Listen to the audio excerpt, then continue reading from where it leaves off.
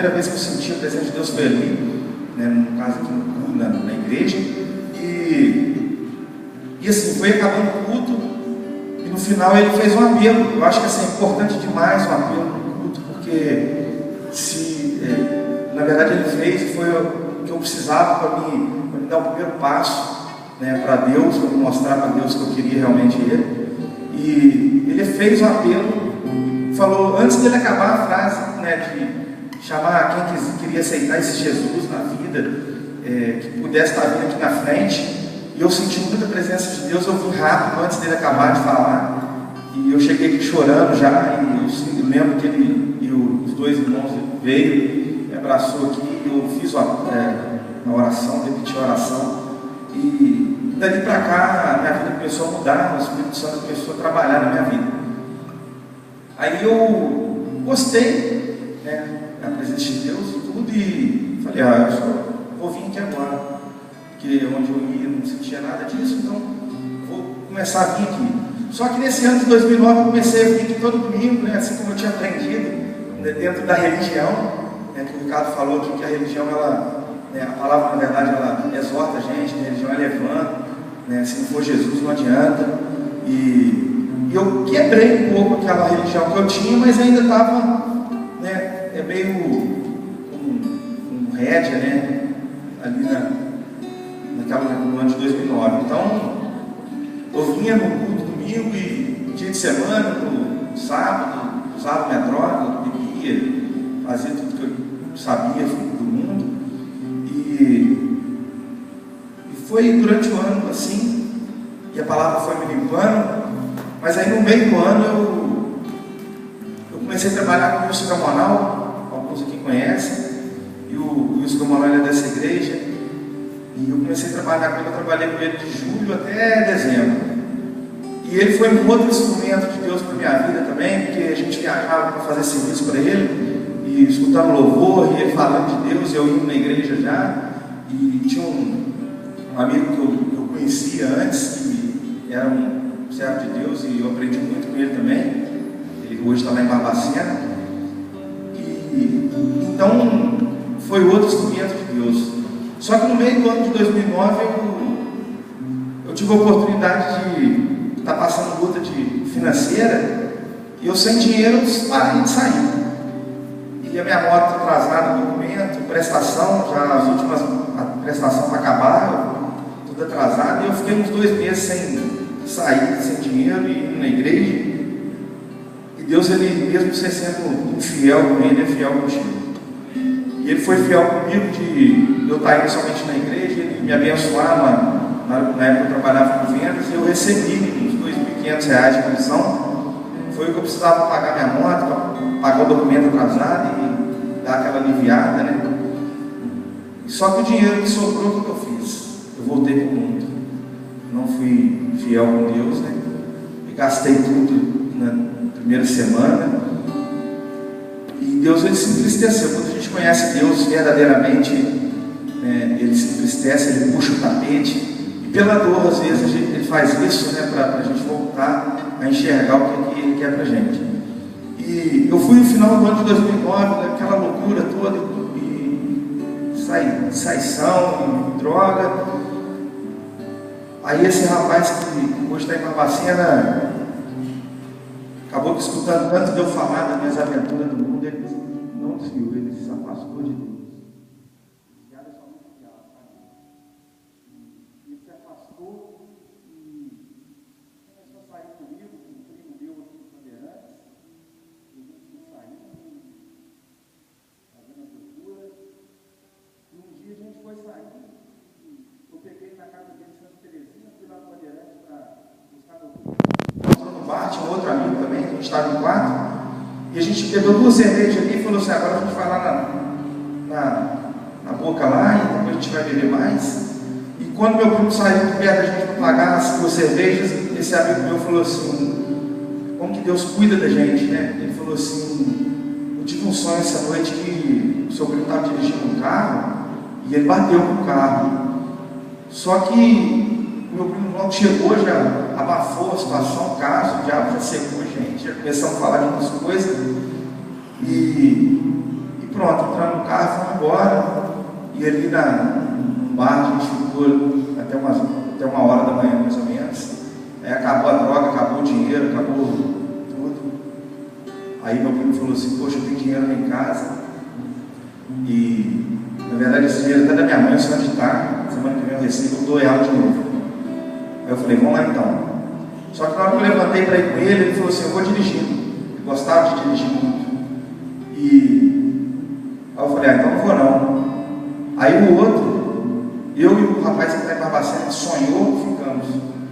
Foi ele e o outro amigo nosso.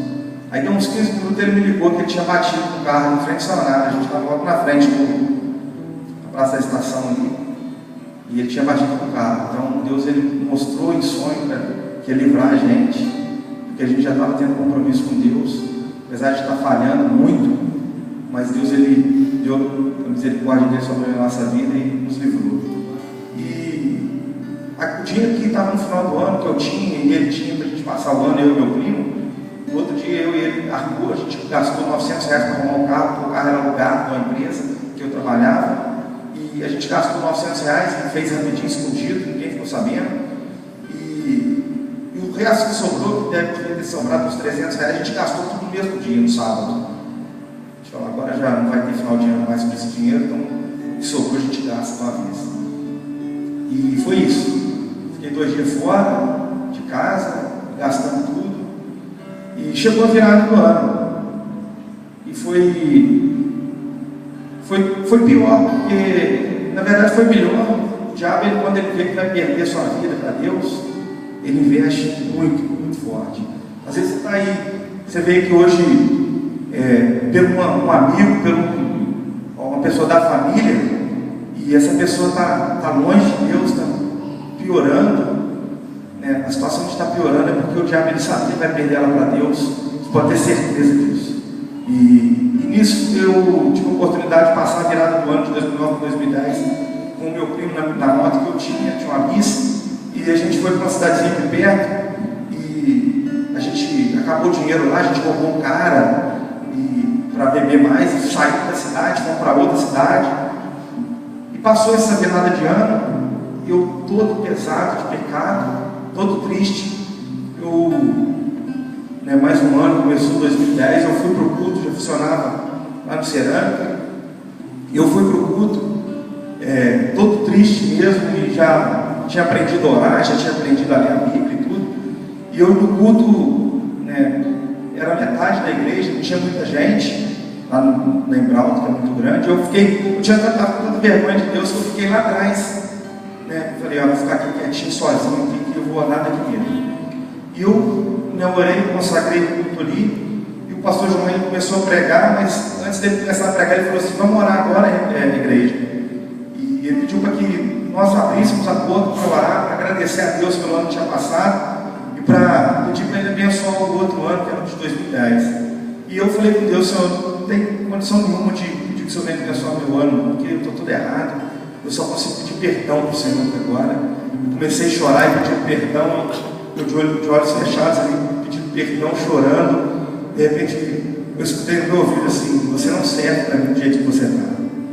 Aí eu abri o olho para ver se tinha alguém perto, eu estava sozinho. Realmente Deus falou nitidamente comigo quando eu abri meus olhos. E eu fechei o olho, continuei chorando, falando: Senhor, eu sei que eu não sirvo, eu sei que eu não presto do jeito que eu estou, Pai. E ele falou de novo: você não presta para mim do jeito que você está. Eu falei: Senhor, eu quero mudar. E a palavra de Deus vai em Apocalipse 3:20, ela fala assim: Jesus falou: eis que estou à porta e bato, se abrir entrarei, cearei contigo, você comigo. Jesus falou isso, e nessa hora se cumpriu essa palavra na minha vida, porque eu chorando, eu falei: Senhor, eu quero mudar. Aí ele falou assim: você quer mudar? Eu falei: eu quero. E ele ficou em silêncio. Daquele dia para cá eu converti, foi no início de 2010, porque todas as vontades que eu tinha no mundo, quando eu abri minha boca, ele confessando que eu queria mudar, ele me tirou as vontades.